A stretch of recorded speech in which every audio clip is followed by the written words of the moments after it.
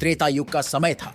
अयोध्या के राजा दशरथ के पुत्र श्री राम अपनी पत्नी सीता और भाई लक्ष्मण के साथ वनवास पर थे। एक दिन लंका के राजा रावण ने माता सीता का अपहरण कर लिया और उन्हें अपने महल में कैद कर दिया। श्री राम और लक्ष्मण ने सीता की खोज शुरू की और इसी खोज के दौरान उनकी मुलाकात हुई पवन पुत्र हनुमान से, जिनकी भक्ति और शक्ति ने श्री राम को अपना मित्र और भगवान बना लिया। हनुमान, जो कि वानर जाति के थे, परम बलशाली और बुद्धिमान थे।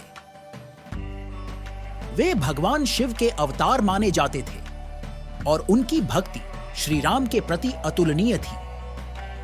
हनुमान ने श्री राम को वचन दिया कि वे माता सीता को खोज निकालेंगे और उनकी मुक्ति के लिए हर संभव प्रयास करेंगे।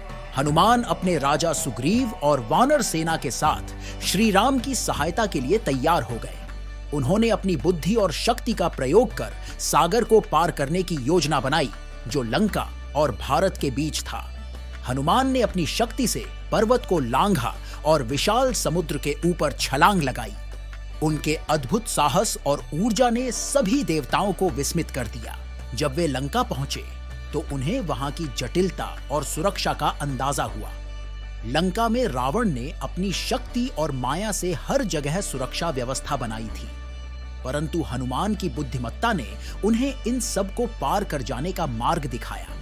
वे एक छोटे वानर का रूप धारण कर लंका में प्रवेश कर गए और वहां के हर स्थान की जांच करने लगे। कुछ ही समय बाद हनुमान ने सीता माता को अशोक वाटिका में देखा। वह एक वृक्ष के ऊपर छिपकर माता सीता की स्थिति का निरीक्षण करने लगे। माता सीता बहुत दुखी थी और उनका मन श्री राम के बिना अधूरा था। रावण ने उन्हें अनेक बार धमकाया और अपने साथ विवाह करने का आग्रह किया, लेकिन सीता ने हर बार उसका प्रस्ताव ठुकरा दिया। हनुमान ने कुछ समय बाद अपने को प्रकट किया।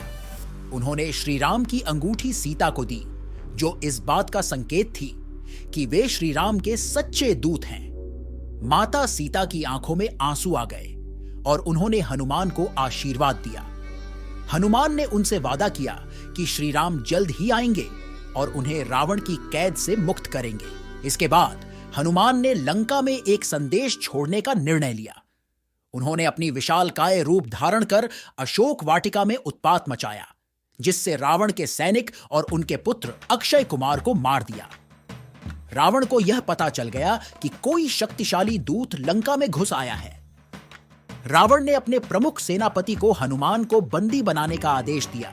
हनुमान को बंदी बनाया गया और उन्हें रावण के दरबार में लाया गया। वहां रावण ने उनका उपहास किया और उन्हें धमकाया, परंतु हनुमान ने दृढ़तापूर्वक जवाब दिया कि वे श्री राम के दास हैं और रावण का पतन निश्चित है।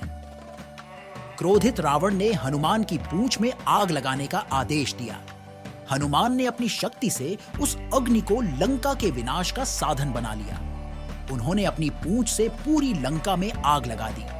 रावण का महल धधक उठा और लंका जलने लगी। इसके बाद हनुमान ने वापस श्री राम के पास लौटकर माता सीता की खबर दी। उन्होंने श्री राम से कहा, प्रभु, मैंने माता सीता को अशोक वाटिका में देखा। वे आपकी प्रतीक्षा कर रही हैं। रावण ने उन्हें कैद किया हुआ है, परंतु वह उनकी पवित्रता को छू भी नहीं सका। अब समय आ गया है कि हम लंका पर आक्रमण करें और माता सीता को मुक्त कराएं। श्री राम ने हनुमान की भक्ति और साहस की प्रशंसा की। उन्होंने वानर सेना को संगठित किया और लंका पर आक्रमण करने की योजना बनाई। हनुमान ने युद्ध के समय श्री राम के लिए एक सेतु, राम सेतु का निर्माण किया, ताकि पूरी वानर सेना लंका तक पहुंच सके। अंततः श्री राम, लक्ष्मण, हनुमान और वानर सेना ने लंका पर आक्रमण किया। एक भयंकर युद्ध छिड़ गया, जिसमें हनुमान ने प्रमुख भूमिका निभाई।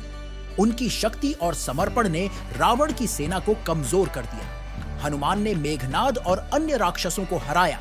युद्ध के अंत में श्री राम ने रावण का वध किया और माता सीता को मुक्त किया। इस अद्भुत यात्रा में हनुमान का समर्पण, शक्ति और भक्ति सदा के लिए अमर हो गए। उनका उदाहरण हमें यह सिखाता है कि जब हमारा मन और आत्मा भगवान के प्रति समर्पित होते हैं, तब हम किसी भी चुनौती का सामना कर सकते हैं और धर्म की विजय अवश्य होती है।